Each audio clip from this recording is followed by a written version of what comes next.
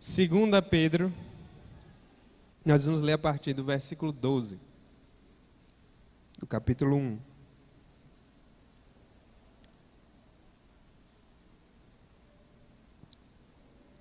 Diz assim a palavra do Senhor.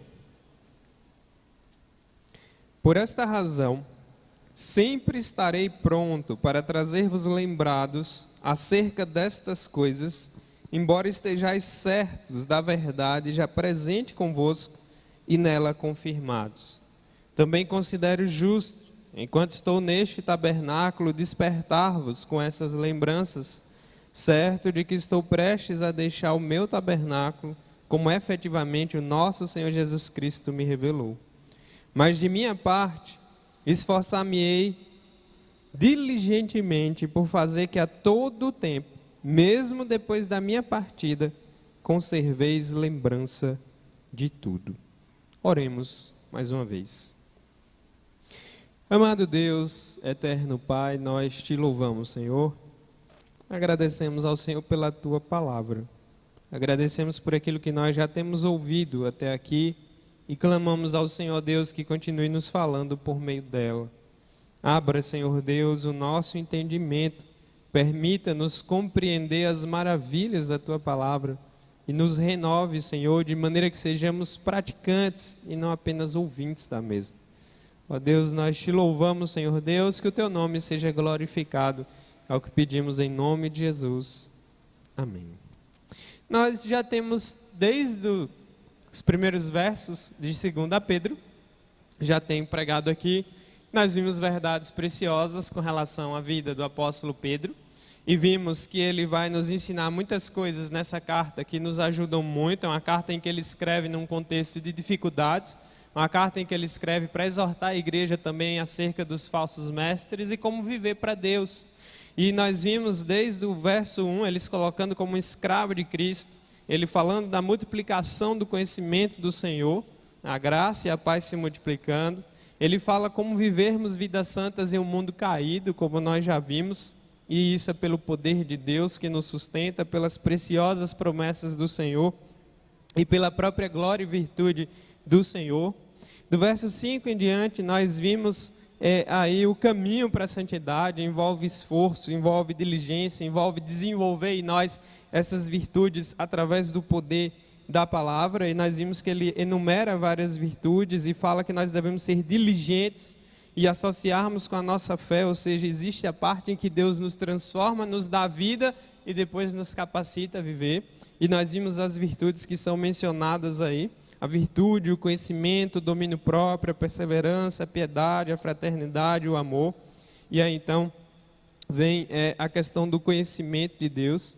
E vimos também aí, né, o cuidado do Senhor na vida dos seus e a visão que o Senhor nos dá, né, um cristianismo verdadeiro. Nós vimos na última pregação do verso 8 em diante, nós vimos as marcas de um verdadeiro cristianismo. Nós vivemos em um país que se denomina cristão. Nós vivemos em um país onde muitas pessoas falam de Deus e repetem alguns versículos bíblicos, mas nós sabemos que o cristianismo mesmo de rocha, firme, puro, é aquele que deriva das Escrituras e centraliza em Cristo. E hoje, nos versos de 12 ao 15, nós vamos ver aqui os segredos para uma vida bem vivida. Falar em vida é algo importante, porque ela é um dom precioso dado por Deus a nós. Somos mortais. E eu já falei aqui que essa história de que tempo é dinheiro é uma grande mentira, porque tempo vale muito mais do que dinheiro. E sabemos que mesmo que você fosse bilionário ou tivesse uma fortuna infinita, isso não lhe acrescentaria mais segundos de vida. Então, obviamente, tempo é muito mais precioso, o tempo envolve vida e cada momento da vida é valioso, e as nossas vidas têm um valor especial, especialmente por conta de que fomos criados à imagem e semelhança do Senhor. Então, cada vida é importante. Nós vivemos uma época em que a vida é banalizada, em que a vida é tratada como qualquer coisa, e as pessoas vivem sem rota, as pessoas vivem angustiadas, as pessoas têm adoecido, as pessoas têm afundado, as pessoas têm estado depressivas, têm tido uma série de problemas por conta de viverem vidas sem sentido, de viverem vidas sem razão. Tudo aquilo que nós não sabemos para que serve, a gente não dá valor. tudo aquilo que nós não sabemos a finalidade, para nós é inútil, né? Eu me recordo que no casamento a gente ganhou uma máquina de lavar, e a primeira vez que fui testar a máquina, eu não li o manual, o mal de muitos de nós, e eu fui ligar a máquina, e eu não sabia que tinha uns parafusos que prendiam o tambor principal que roda as roupas dentro dela. Eu quase quebro a máquina por conta disso. Ela deu um monte de pulo, e aí eu imaginei logo, não prestava, veio com defeito, tem que trocar, não vai servir, né? Mas aí, quando eu fui ler o manual, e quando eu fui na internet pesquisar, eu descobri que eu não havia tirado os benditos dos parafusos que ficavam atrás, tirou a máquina, beleza, 0 bala, né? Então, quando a gente não sabe para que algo serve, é inútil. Isso vale para a vida também. Quando você não sabe por que você está aqui, para que você vive, a vida para você não tem valor, e você acaba seguindo a vida de todo jeito. Você vai empurrando com a barriga, você vai seguindo a filosofia do Zeca Pagodinho, né? Deixa a vida me levar.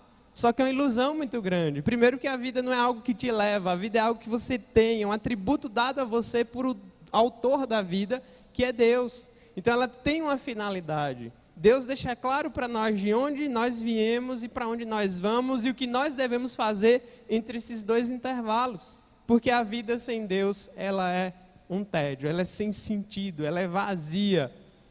Não dá para dar valor a algo que você não sabe para que tem finalidade.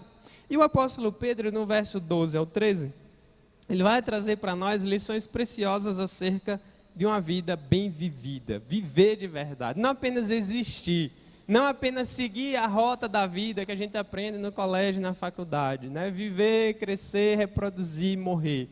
Nós não somos como os animais, embora nosso corpo seja parecido nas suas estruturas biológicas, mas nós somos seres racionais, nós somos seres espirituais, nós fomos criados com um propósito maior, com a finalidade melhor, mas o pecado nos rebaixa tanto que às vezes nós nos comparamos aos animais, e há quem crie teorias que nos coloquem em pé de igualdade com todos eles, né? Somos bichos, vamos morrer, a terra vai nos comer. Para que serve a vida então? Vamos curtir, comer, beber, porque logo após morreremos, né? O autor de Eclesiastes, Salomão, faz uma brincadeira bem interessante com essa filosofia de vida que é tão forte na nossa época, e as pessoas seguem sem saber por que viver e para que viver.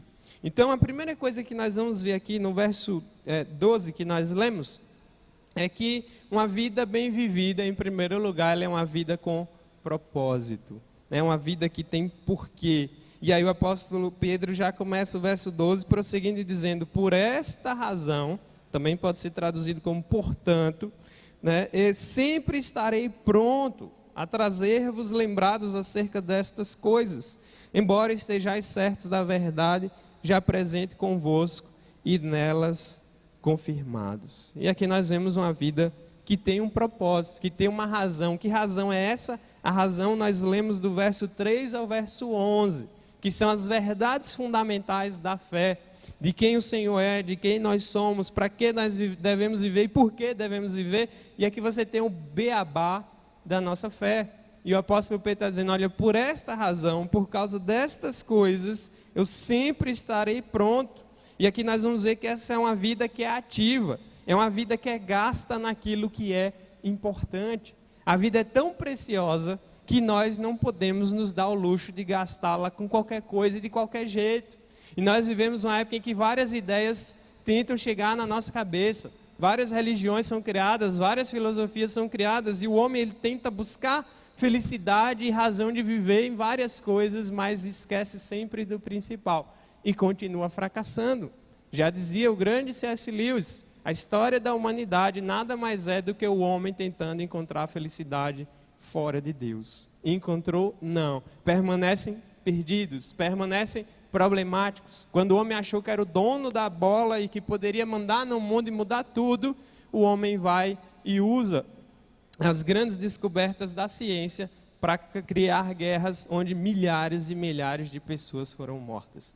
Quando a Primeira e a Segunda Guerra Mundial terminaram, estava todo mundo assustado. Nossa, Mas eles nos disseram que com toda essa tecnologia e todas essas mudanças, nós íamos ter um mundo melhor, íamos melhorar a vida das pessoas, íamos ter saúde melhor, talvez conseguiríamos a vida eterna e a felicidade, íamos construir coisas e ficarmos ricos e tudo mais. Só que não foi isso, porque o coração do homem é um problema. O coração do homem está manchado pelo pecado. E onde tiver gente tem problema, e onde tiver gente tem pecado. E, portanto, você pode melhorar tudo ao redor.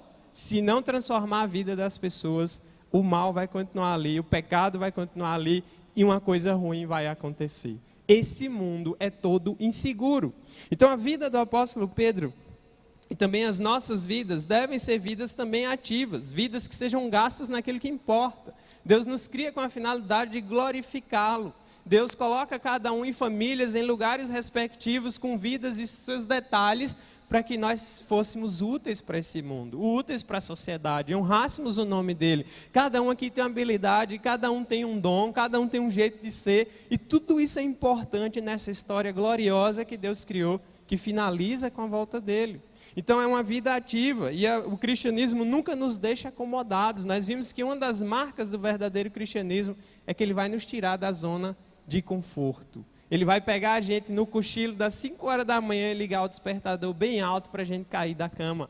É assim que a verdade faz, é assim que o cristianismo faz, é assim que Deus faz conosco, nos arranca da nossa acomodação, da nossa cegueira e nos mostra o que é viver de verdade. Nos permite enxergar o que nós não enxergávamos, entender o que nós não entendíamos e viver de uma maneira nova como nós não vivíamos. Então é por isso que o apóstolo Pedro prossegue dizendo que por essas razões ele vai estar sempre pronto, está ali ligado, funcionando, de maneira que a vida dele, ele gastou toda para a glória de Deus, no serviço do Senhor, em fazer Cristo conhecido, em fortalecer a igreja. E você tem que lembrar que esse Pedro que escreveu isso, é o Pedro que nós vimos lá no Evangelho. O pastor Paulo pregou recentemente aqui sobre Pedro, e vocês viram que Pedro é aquele conhecido por negar o Senhor 3 vezes. Pedro era um homem impulsivo, era problemático, era rude, era um brucutu, era um caipirão que não tinha noção da vida e das coisas. E de repente vem Jesus, o chama para ser um pescador de homem, transforma a sua vida, e você vai ver esse Pedro se transformando em um homem de verdade, como se ele estivesse sendo lapidado pelo autor da vida. Quando você vê o antes e depois de Pedro, é fantástico. E agora nós vemos um homem cheio do Espírito Santo de Deus, que pregou lá em Atos, conforme registrado em Atos, e 3.000 pessoas vão se converter com seu sermão, profundamente bíblico. E agora nós estamos vendo a segunda carta que foi escrita por ele, inspirada por Deus, e portanto útil para o nosso ensino e a direção da igreja. Deus faz coisas extraordinárias, e faz a vida ter sentido, e faz com que nós gastemos as nossas vidas naquilo que é principal. Eu nunca vou esquecer da frase que John Piper, um dos grandes pregadores da atualidade, sempre repete, que já vinha de um outro pregador do passado, e ele colocou até num quadro da casa dele. Ele diz assim: somente uma vida que logo passará, somente o que for feito para Cristo durará.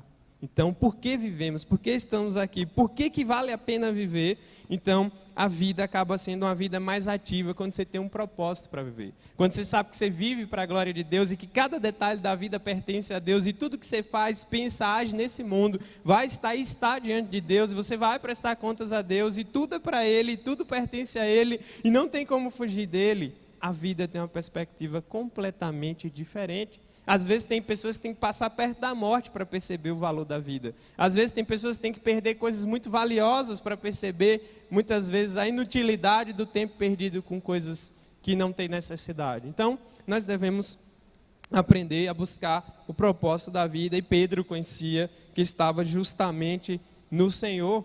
E aí, então, também uma vida bem fundamentada, né? Uma vida que está enraizada. O que é um fundamento? É aquilo que segura, que sustenta. Qual é o fundamento da sua vida? O que é que te sustenta? O que é que te faz viver? O que é que te faz pensar e acordar todo dia? Muitas pessoas vão dizer: olha, eu faço isso por causa dos meus filhos, eu faço isso por causa das pessoas que amo e tudo mais. Beleza, é uma atitude muito nobre, mas você tem que saber que acima disso tem aquele que deu a vida, tem aquele que te deu a vida, e tem aquele que deu a vida de todas as pessoas que você ama ao seu redor, que merece muito mais de nós do que até aqueles que estão próximos de nós. E nós vimos também que uma das marcas do verdadeiro cristianismo é amar a Deus acima de tudo, e isso vai redundar no amor ao próximo. Essa ordem ela não pode ser invertida, porque senão a gente prejudica as pessoas que nós amamos. Não tem amor verdadeiro, não tem estrutura de amar de verdade, se esse amor não fluir da fonte suprema do amor, que é Deus. Então, é uma vida que tem fundamento, as velhas verdades, né? Por isso que o bom Pedro está aqui lembrando, por esta razão, por causa dessas verdades que ele mencionou, do verso 3 ao verso 11, são coisas básicas que estão no resto da Bíblia toda, que nós estamos acostumados a ouvir constantemente, é o beabá mesmo, de quem Cristo é, de que devemos viver para o Senhor, buscar vidas santas, confiar no Senhor, viver para Ele. Então Pedro está aqui dizendo, eu estou pronto para isso, para trazer vocês lembrados acerca destas coisas, para que vocês se lembrem, nós somos ruins de memória. Pecador é bicho que esquece com facilidade o que é coisa importante. A gente pode lembrar de tudo, mas as coisas principais nós nos esquecemos. E assim tem sido o mundo. Deus está em último lugar. Deus nos criou para colocarmos Ele em primeiro lugar, o próximo logo em seguida e nós em último lugar. Só que depois do pecado, quebrou essa ordem e aí nós colocamos nós em primeiro lugar, primeiro eu, né? O próximo, se ele me der algo em troca ou me der alguma vantagem, aí eu posso pensar nele. E por último, Deus. Imagina, o principal vai lá para o final da lista e é isso que nós fazemos muitas vezes na nossa vida. Não damos glória a Deus, não somos gratos a Deus, vivemos como se nós não dependêssemos de Deus, né? Trabalhamos, acordamos só pensando em nosso próprio conforto, em nosso próprio bem-estar, em acumular e acumular mais, e fazemos isso, fazemos aquilo, e planejamos isso e aquilo, e óbvio que são coisas lícitas, porém, quando a gente esquece de quem é o dono, esquece que a gente está aqui emprestado e que somos peregrinos nessa vida, a gente fracassa profundamente. Então, por isso que Pedro está lembrando as coisas básicas. Por isso que a igreja tem que pregar o evangelho todo domingo, todo dia, toda vez que for possível, porque a gente esqueceria. Por isso que Jesus e Deus também, Pai, sabendo disso, desde o Antigo Testamento, já mandava que se inculcasse às crianças desde cedo a lei do Senhor, porque era fácil de esquecer. A gente vai ver, e hoje refletindo com a liderança, nós vimos que quando vai passar o bastão de Moisés para Josué, Deus vai dizer, olha, essa geração que você vai acompanhar aí, eles vão me esquecer, vão me desobedecer, vão se afundar na idolatria e vão fazer tudo errado. Não é um estímulo muito bom para quem vai assumir a liderança de qualquer coisa. Deus vai dizer, esse povo aí vai dar trabalho, eles vão desandar e vão fazer tudo do jeito que eu não gosto. Mas ao mesmo tempo Deus dá um estímulo para Josué, ser forte e corajoso, porque eu estou com você. E assim é na nossa vida também. Então, desde lá, Deus sempre trabalhou com esse método de lembrar e lembrar e lembrar e lembrar e lembrar aquilo que a gente já sabe. Ah, pastor, mas eu já ouvi, ouve de novo, mas eu já sei, aprofunda mais, busca mais, porque a gente precisa todo dia. Todo dia. E evangelho eu já falei, não é uma coisa que você prega só para quem não é crente, é uma coisa que todos nós temos que ouvir todo dia, porque quem é crente tem que lembrar que foi salvo e está aqui por causa daquilo que Deus fez em Cristo Jesus, seu Filho, que é o que nós conhecemos e chamamos de Evangelho. O Evangelho é Cristo. Então, quando nós olhamos, nós somos seres confusos, nós somos seres teimosos, e é por isso que Pedro está empenhando a vida dele em lembrar aquilo que ele já sabe. Você vê que aí no verso 12 ele diz, né, trazer-vos lembrados acerca destas coisas, embora estejais certos da verdade, já presente convosco e nela confirmado. Vocês já sabem o que eu estou falando, vocês já sabem o que eu estou pregando, mas eu vou pregar de novo, porque talvez vocês não entenderam ainda. E aqui Pedro, ele está trazendo, chamando a santidade, a mudança de vida, ele está se empenhando nisso, e eu vou repetir de novo. E ele vai dizer, eu vou morrer, eu ainda quero que vocês continuem lembrando disso de novo. Porque a história da igreja mostra que muitas vezes a igreja tem esquecido do básico. Tem igrejas que se preocupam com vários detalhes e várias coisas, mas o básico está lá esquecido, está lá abandonado, como o povo de Israel, durante muito tempo, estava com o livro da lei perdido dentro do templo, todo mundo sem saber de nada, até que um dia, pela graça de Deus, alguém encontra o livro, lê o livro, e vidas são impactadas. Então, é o básico, meus irmãos, e o básico é justamente Cristo, a vida para Deus, santidade, salvação por meio de Cristo, a palavra de Deus, e essas coisas que nós já ouvimos e vamos ouvir, temos que continuar ouvindo. porque a gente esquece. Esse mundo aqui às vezes nos engana, nos ilude, dá uma sensação que a gente não vai morrer agora, dá uma sensação que tudo vai ficar confortável na vida. Olha, se eu trabalhar bem, talvez a nossa mente está sempre preocupada, a questão da aposentadoria, como é que vai ser meu futuro, como é que eu vou organizar isso, onde é que eu vou morar, como é que eu vou melhorar a minha casa nisso, onde é que eu vou estudar, que carreira eu vou seguir. A gente está o tempo todo assim pensando em tudo e a gente está esquecendo que a gente tem um dono, a gente está esquecendo que um dia essa agenda ela é partida, porque a morte às vezes ela é brusca. Você está aqui com a agenda toda pronta do ano, mas só quem garante você chegar na última página dela, se bem que hoje as agendas eletrônicas dominam, é Deus. Somente Deus lhe garante que você vai chegar no final de 2018 e vai entrar 2019. Só Deus tem esse poder. Então, por isso, você tem que prestar atenção no valor da vida e saber que ela tem um propósito, e o propósito é viver para Deus. E se você não tem vivido para Deus, sua vida tem sido uma vida sem propósito, uma vida que está desgovernada, uma vida que está fora do projeto dela. Então, você precisa estar atento e é um perigo. Nós não podemos ser uma metamorfose ambulante, como diz a famosa música de Raul Seixas, um grande músico brasileiro. Não podemos ser metamorfoses ambulantes. Por mais poético que isso soe, mas nós devemos estar firmados em verdades que são básicas. Nós estamos na era que até as pessoas que nunca foram numa universidade vão repetir o jargão. Cada um tem sua verdade. Cada um vive como quer, cada um faz seu caminho. Você é dono do seu próprio nariz. Faça a sua vida, faça seu futuro. A gente não garante nada. Você não pode garantir que você vai estar vivo daqui a 1 segundo ou 1 minuto. Imagina o que vai acontecer depois. Então, o homem faz muitos planos, como diz a palavra de Deus, mas a resposta certa vem dos lábios, da boca do Senhor. Então a gente precisa estar atento a isso. E não podemos ser metamorfoses ambulantes, não podemos ficar pegando verdades aqui e ali, não. Devemos confiar naquele que criou todas as coisas, que é o Senhor, que garante na sua palavra, que tem mostrado na história e nas vidas das pessoas que Ele é Deus, é verdadeiro e fora dele não há esperança. Ele é o nosso fundamento, a nossa rocha, o nosso refúgio, a nossa fortaleza, e devemos confiar nele porque a nossa vida só tem sentido nele e para ele.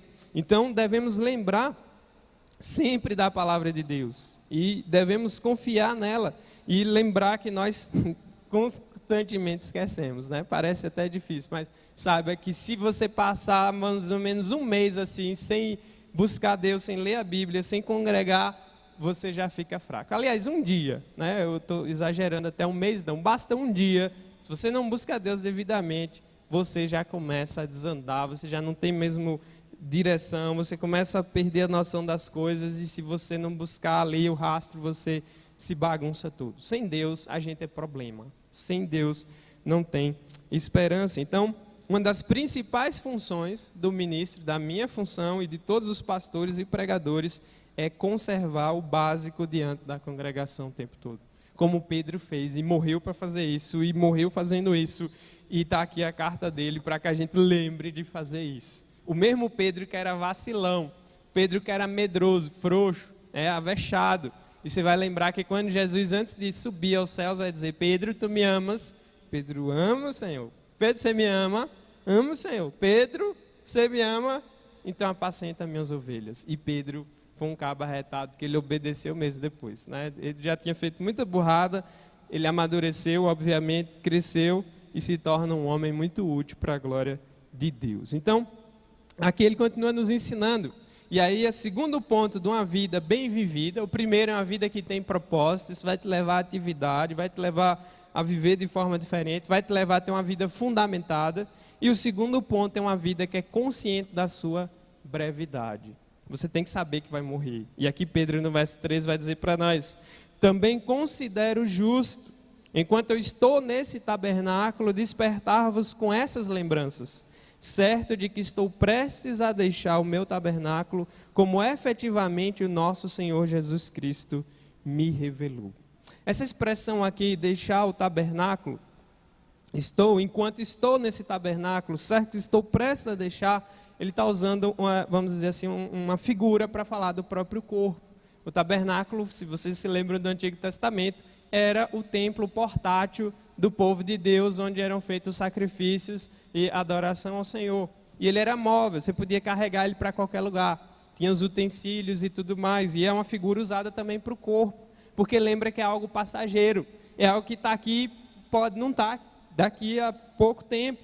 Então, Pedro está usando essa figura. Olha, eu considero justo, enquanto eu estou aqui, nesse corpo, eu quero despertar vocês com essas lembranças. Mais uma vez, a questão de lembrar o que é principal, aquilo que ele fala no verso 12. E ele vai dizer, eu tenho certeza que eu estou prestes a deixar. O apóstolo Pedro aqui tinha por volta dos seus 60 e poucos anos de idade. Ele sabia que a vida dele ia chegar no fim, porque o próprio Jesus Cristo falou isso para ele. Disse que ele ia morrer, ele ia ser levado da maneira que ele não gostaria. Então Pedro já sabia. E o que me chama a atenção na Bíblia é ver a morte dos homens de Deus. Quando você vê o relato da morte de Moisés, é algo suave. Olha, você vai descansar, você vai relaxar agora, a sua aposentadoria é melhor do que qualquer um poderia fornecer nesse mundo. E assim outros homens como Josué e outros homens na história são homens que morrem em paz. São homens que morrem tranquilos. E somente em Deus isso é possível. E Pedro está aqui ciente, ele sabia que ia morrer. Essa carta ela é escrita justamente na época do governo de Nero, sanguinário, psicopata, um dos imperadores romanos mais cruéis que se tem conhecimento. Pedro morre na época dele. Diz a tradição que Pedro foi crucificado de cabeça para baixo. Nós não temos provas históricas disso, mas temos relatos dos primeiros cristãos falando sobre isso. Pedro fez questão de ser crucificado de cabeça para baixo, porque ele dizia não ser digno de morrer como o seu Senhor. Então a morte de cruz já é cruel, imagine essa morte ainda de cabeça para baixo. Então Pedro é aquele que vai morrer para a glória de Deus, e ele já estava certo da sua morte. Ele também nos ensina que para se viver bem, você tem que saber que a vida é breve, né? Até quando ouvimos uma sirene, que pode ser uma polícia ou uma ambulância, devemos lembrar que é sempre um mau sinal. Quando vemos sirenes, geralmente não anima muito, né? Mas devemos lembrar que pode ser qualquer um de nós. Nossa hora pode chegar a qualquer momento, e viver bem faz parte de saber que vai morrer, que a vida é limitada, porque senão você não vive como deveria. Você vive achando que ainda tem muito tempo, principalmente quem é mais jovem. Às vezes a gente está na juventude, a saúde está boa, está tudo, né, de vento em popa, dá aquela sensação assim que a morte não vai chegar. Ah não, a morte só chega para os velhinhos e para os doentes.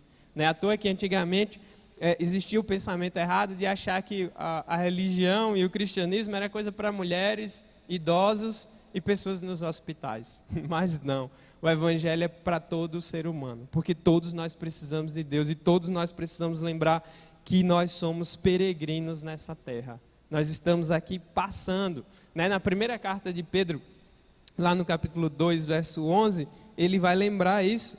Amados, eu exorto-vos como peregrinos e forasteiros que sois, a vos absterdes das paixões carnais que fazem guerra contra a alma, mantendo exemplar o vosso procedimento no meio dos gentios. Aí eu não vou continuar porque, né, tem aí o texto, depois se você quiser você pode conferir o restante.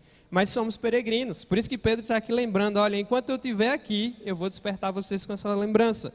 E eu estou certo que eu estou prestes a deixar meu tabernáculo. Né? Ele sabia, porque Jesus já o havia dito de que tipo de morte ele morreria, então ele sabia que ele não ia ficar muito velho, não ia viver muito, também sabia que não ia morrer muito jovem, mas o seu dia era chegado, assim como o nosso vai chegar, e nós devemos lembrar toda vez que formos a um funeral que a morte é consequência do pecado. A morte é uma marca que Deus deixou para lembrar, vocês não são Deus, vocês são frágeis, vocês são limitados, dependem de mim, e a vida é um dom precioso que eu dou. A morte é cruel, ela não respeita rico, pobre, crente, ateu, ela vai chegar e chega para todo mundo e chega na casa de todo mundo.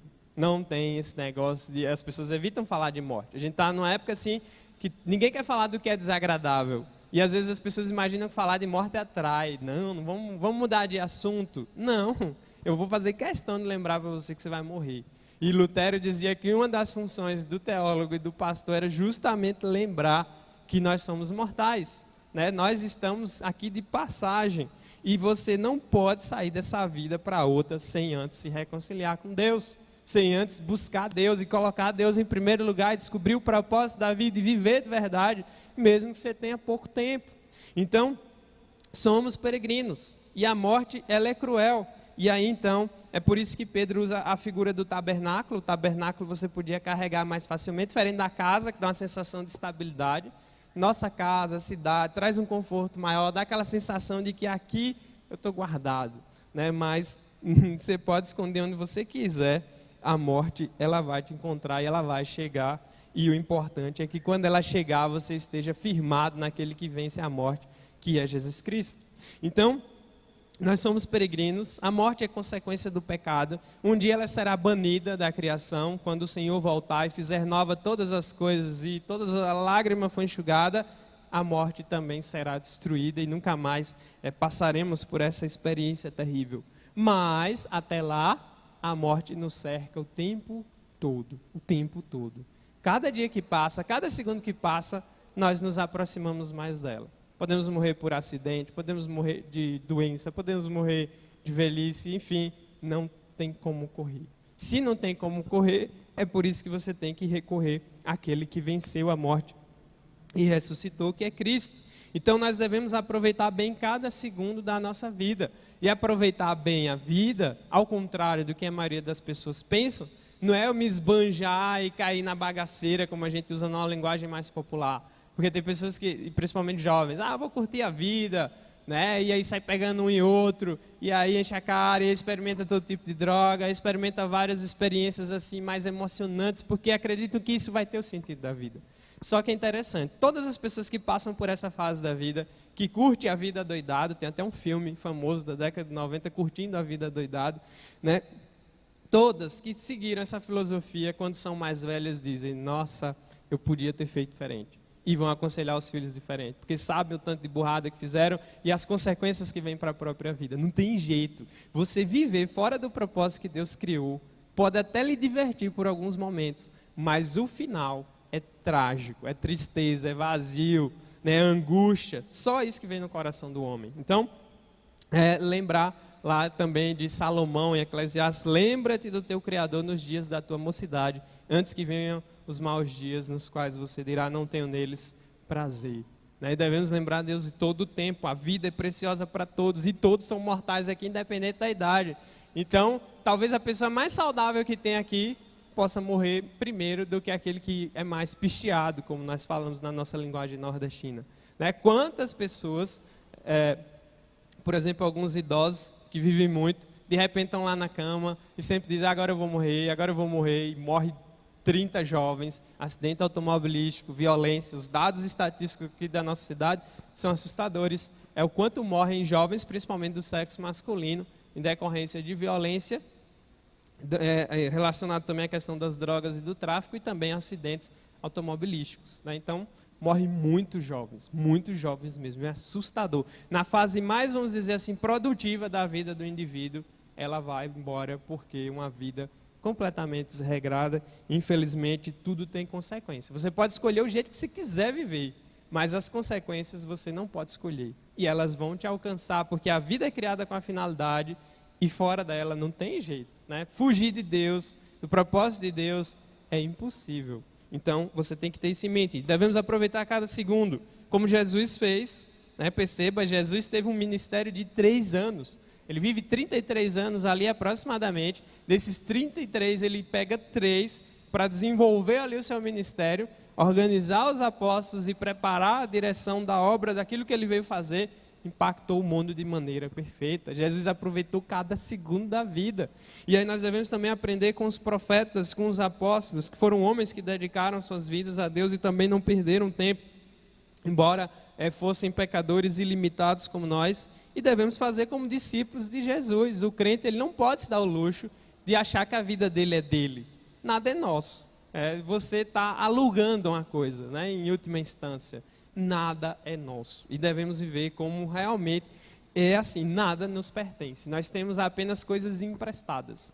Tudo fica, tudo passa, não tem jeito.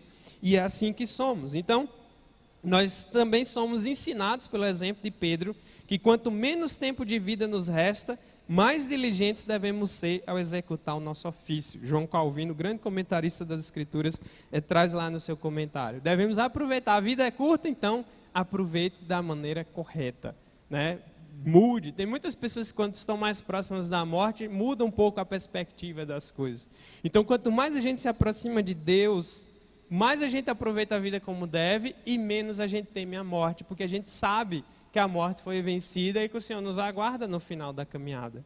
Você vai dizer, mas ninguém nunca voltou de lá para falar, né? E não voltou e não tem como voltar, porque assim Deus fez. Mas a ideia não é você ver alguém que voltou de lá para falar, porque se você lembrar da história que o Senhor conta lá no Evangelho de Lucas, sobre o rico e Lázaro, o mendigo, e ambos morreram, né? Um foi para o seio de Abraão, que é um lugar sossegado com Deus, e o outro vai para um tormento, já nessa fase da vida. E um diz, Senhor, deixa eu voltar lá na terra para avisar meus irmãos o que eu estou passando aqui, para que eles não façam como eu e não venham para esse lugar de tormento. E eles, não adianta, mesmo que alguém volte dos mortos, não vai funcionar, né, se o homem não se arrepender de fato e viver para Deus. Então, você pode ir nas sessões espíritas que você quiser, invocar quem você quiser, até porque a maioria daqueles espíritos, obviamente, são direcionados, se não é um charlatão, é um demônio se fazendo passar pela pessoa. E muitas pessoas imaginam que é possível ter essa comunicação, mas não é possível. Deus bloqueou isso. E a ideia é que você viva pela fé, e viver pela fé é justamente você confiar em Deus e saber que Ele garante a sua promessa. Mas viver assim, obviamente, é uma obra dele no nosso coração. Porque a gente é frouxo, a gente às vezes quer duvidar de Deus. O próprio diabo também faz isso nos momentos de sofrimento. Nós devemos confiar no Senhor e saber que quem prometeu é fiel.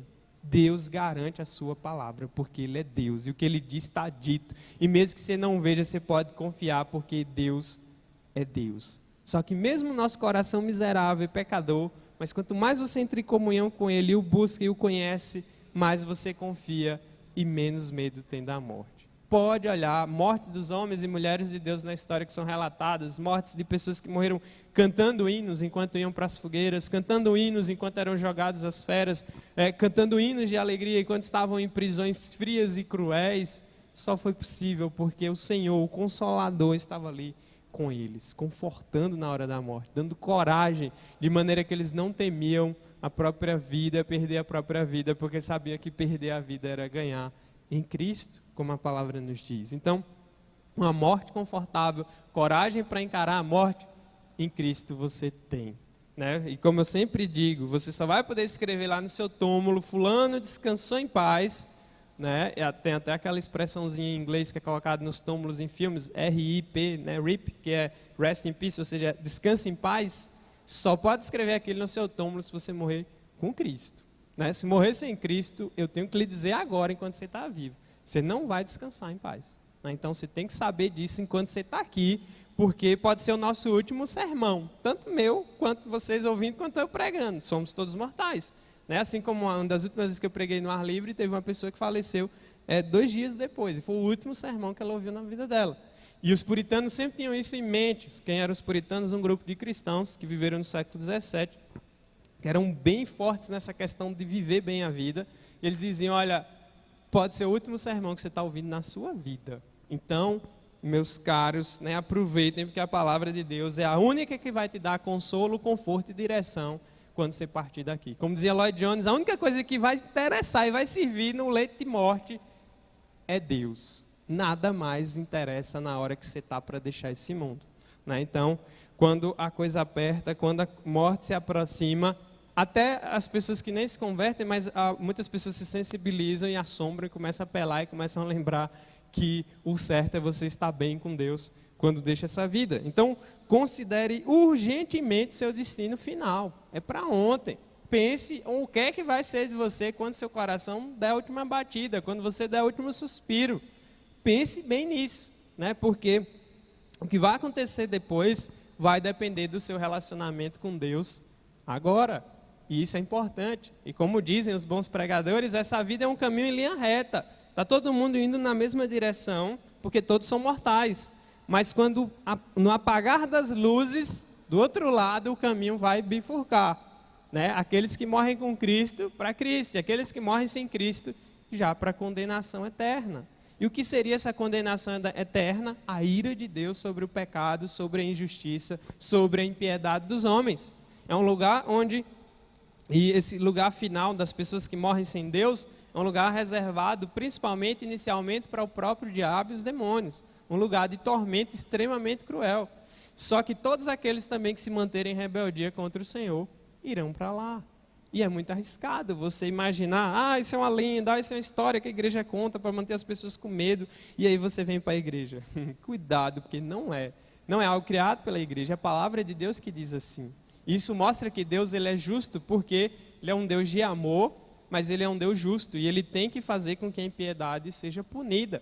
Já pensou se os nossos tribunais, que são tão falhos e tão facilmente corrompíveis, porque nós vemos os políticos escaparem de boa, roubando bilhões e bilhões e bilhões, subornam juízes e conseguem passar? Tribunal de Deus, isso não acontece. Então aqui você pode enrolar o tanto que se quiser e ficar de boa e até pegar uma prisão sossegado na sua mansão. Mas no dia de acertar as contas com o Criador, meu camarada, o seu dinheiro, seus bens não vão fazer a menor diferença. A única coisa que vai contar diante do trono eterno do Senhor é se você tem Cristo ou não, se você viveu para Cristo ou não, e se você se arrependeu e vive uma vida diferente. E o último ponto, para a gente finalizar, de uma vida bem vivida, obviamente, né? Primeiro, uma vida com propósito, ela vai estar bem ligada a esse último ponto. Segundo, uma vida que sabe da sua brevidade, e por isso vai te fazer buscar e valorizar mais cada momento da vida. E por último, e o principal, e que junta tudo e melhora tudo, é uma vida centrada em Cristo. Né? E aí, seguindo ainda, o verso 14, ele diz: certo que estou prestes a deixar o meu tabernáculo, como efetivamente o nosso Senhor Jesus Cristo me revelou. Pedro já está sossegado, eu sei como é que eu vou morrer, eu sei também com quem que eu vou estar, o importante é que vocês se lembrem daquilo que eu preguei e eu dei minha vida, por isso eu quero que vocês continuem se lembrando.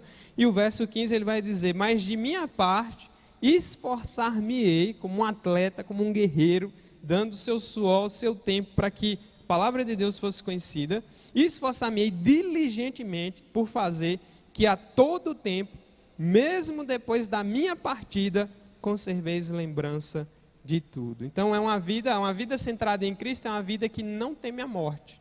E a morte dá um frio na espinha, né? Quando a gente imagina, como é que eu vou morrer, como é que vai ser? Não se preocupe que você vai saber. É uma experiência única. É, aliás, a última experiência que você vai ter nessa vida. Então, é uma vida que não teme a morte. Pedro está completamente em paz e sossegado, ciente da sua tarefa, como Paulo também registra em Timóteo, nos seus últimos escritos antes de morrer: combati o bom combate, guardei a fé, estou tranquilo, fiz o que tinha que ser feito, vivi para Deus e agora vou para Deus. Há momentos que Paulo vai dizer, como lá em Filipenses: olha, morrer e estar com Cristo é incomparavelmente melhor. Mas eu estou aqui vivo ainda porque Deus me quer servindo à igreja para que eu ajude vocês em coisas mais urgentes. Mas chegou o momento em que Paulo perdeu a cabeça, né? Ele foi decapitado pelo imperador, a sua sentença de morte, mas é outro homem que morre absolutamente tranquilo, sabendo a quem ele pertencia e para onde ele ia. Então, é uma vida que não teme a morte, essa vida centrada em Cristo, é uma vida que ama a Cristo e glorifica. O centro da vida de Pedro é Cristo. E talvez você diga: mas eu não sou um apóstolo, eu não sou um pastor. Mas não pense que glorificar a Deus é só nessas funções que às vezes se tornam públicas, mas é no dia a dia. Viver para Deus em tudo, devemos buscar a glória de Deus em tudo. A palavra vai dizer: quer comais, bebais ou façais qualquer outra coisa, façam para a glória de Deus. Tudo, os mínimos detalhes da vida, cada dia, o seu levantar, o seu acordar, o seu dia, a maneira de você trabalhar, a maneira de você se relacionar, a maneira de tudo tem que estar voltada para Deus, porque pertence a Deus. Então, é um povo que ama Cristo e glorifica, é o que Pedro faz e os homens de Deus fazem. Isso é ensinando, exortando, se doando. O próprio evangelho de Marcos, que é bem baseado no que Pedro pregou, Marcos era um discípulo de Pedro também, então é um evangelho mais curto, é o mais antigo, e ele é baseado naquele que Pedro pregou. Por isso que ele lembra dessas verdades. Essas verdades que ele está falando aqui, mesmo depois na minha partida, conserveis lembrança de tudo, não é só do que está escrito na carta de Pedro, não. É o que também está lá no evangelho de Marcos, que foi escrito com base naquilo que Pedro pregou. Outra coisa, que tem a ver nessa vida centrada em Cristo, é uma vida que vai deixar uma herança e um legado. E a maior herança que podemos deixar não são terrenos, não é dinheiro, é Cristo, principalmente aqueles que ficarão. E é o legado que Pedro quer deixar: me esforçar-me diligentemente para fazer que a todo tempo, mesmo depois da minha partida, vocês conservem lembrança de tudo. Né? Então devemos ser mais lembrados de como servimos ao nosso Deus. Não interessa se nosso nome vai ser esquecido. João Calvino, um dos maiores teólogos da igreja, um dos maiores comentaristas bíblicos do passado, e até hoje é lido, até hoje é estudado, até hoje é odiado por muitos, né, por conta da sua seriedade nas coisas da palavra de Deus. Ele fez questão de que o seu túmulo não fosse identificado, porque sabia bem que a tendência idólatra do coração humano poderia fazer o túmulo dele um lugar de peregrinação. Até hoje ninguém sabe onde que Calvino morreu, lá na França, a cidade e tudo mais, mas o local do cemitério onde está o túmulo dele, não sabemos. Né? Então, o que interessa se Cristo foi honrado e se ele é lembrado justamente por ter servido a Deus. Né? Então devemos buscar por meio de Cristo entrar na glória e não na história. Né? Tem um presidente famoso, Getúlio Vargas, que antes de morrer deixou uma carta famosíssima: saio da vida para entrar na história. Né? Só que não tem graça você entrar para a história se você não entrar na glória no final da sua vida. Se você morrer sem Cristo, né? Se você morrer perdido, não tem graça. E aí tem sempre aquelas frasezinhas: fulano está vivo nos nossos corações, nas nossas mentes. Geralmente quem não crê em nada acha que isso é um conforto. Não, o que interessa é estar bem, o que interessa é estar com o Senhor, o que interessa é ser salvo. Isso é o principal e é isso que o Evangelho vem trazer. E não vem fazer promessas vazias de sucesso acima de tudo. Não, o principal é Cristo. Então, eu ainda notei uma frase aqui de um pensador do passado. Eu não sei bem se ele era cristão, mas ele é famoso, chamado Epicteto. E ele fala assim sobre a brevidade da vida. Né? Embora ele te deixe desfrutar dos seus bens, né? De tudo aquilo que você tem, casa, carro, bens, as pessoas, emprega-os como sendo aquilo que não te pertence. Como um viajante faz uso de uma hospedaria. Né? Quando a gente vai num hotel, na hospedaria, nada ali é nosso. Né? Nós desfrutamos daquele ambiente momentaneamente, depois nós vamos embora e o dono continua com as coisas. A nossa vida é do mesmo jeito. Então, uma vida bem vivida, à luz das Escrituras, e também com base naquilo que nós vimos aqui na vida de Pedro, é uma vida que tem um propósito, e Pedro viveu por isso, morreu por isso, e honrou isso. É uma vida, né, que sabe da sua brevidade, ele sabia que iria morrer, e por isso se empenhava mais ainda em servir ao Senhor, porque o tempo dele estava chegando. E por fim é uma vida, e foi uma vida também centrada em Cristo. E assim devem ser as nossas vidas. E se a sua vida não tem seguido assim, eu tenho que lhe dizer que sua vida não tem sido bem vivida, ela não tem sido bem aproveitada. Mesmo que você se iluda por um tempo, você acha que está tudo bem, mas eu vou lhe dizer, vai chegar um momento que você vai se deparar com os limites da vida e a fragilidade, e você vai perceber que vai estar faltando uma coisa, e muito provavelmente, a maioria das vezes, falta o principal: Deus. Uma vida bem vivida, centrada em Deus, para Deus, de maneira que mesmo com a morte e com a vida, o que interessa é estar com o Senhor. Então que Deus nos abençoe nesse entendimento, que Deus nos ajude a vivermos vidas mais úteis, né? Vidas que honrem a Ele, vidas que sejam de verdade bem vividas, e quando nós vivemos com a cabeça na eternidade, nós ficamos com os pés mais firmes no chão e somos mais úteis para esse mundo, glorificando ao nosso Deus. Fomos criados para isso, né? Nós não somos meros animais, nós não somos seres que vamos virar pó e morreu, acabou. Somos seres responsáveis, somos seres que temos alma e que prestaremos conta diante de um Deus soberano, glorioso, que criou todas as coisas, e o único meio de estar em paz com Ele é por meio do seu Filho Jesus Cristo, que é a razão de viver de todos os crentes na face da terra.